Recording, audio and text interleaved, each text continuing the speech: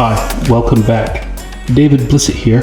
Now, in the previous clip, we managed to walk through the configuration for setting up the character's animator controller, after which we created an initial state called the idle state for the character. And now what we're going to do is work on actually creating a transition to go from the idle state to another state. So the next thing we want to look on, let's think about trying to get the character to go into, say, the zombie biting motion.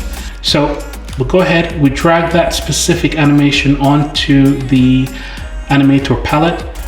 We want to inspect that quickly just to make sure that it's a looping animation. So if we just go ahead, double click. There we go. And within the inspector for that specific animation sequence, we can see that the looping time, it has no looping time. So we'll go ahead and click on that, scroll down to the bottom right and click apply.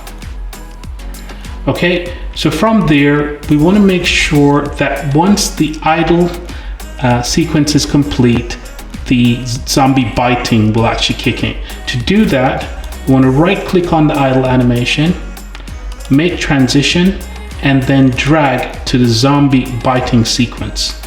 Now, if we were to go ahead and play that, just give it a bit of time to catch up with us there.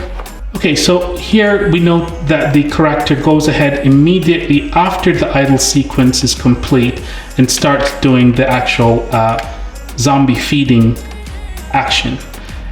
Now, it doesn't loop back, and there's no way at the moment for it to do so. So we're going to go ahead and stop this specific sequence and have a look on actually setting up things like parameters to drive the animation.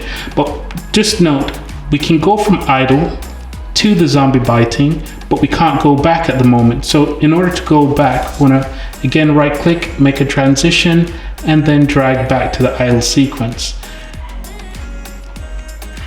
In the next clip, we're going to talk through how we actually change the states back and forth. So stay tuned and we'll load that up in the next sequence.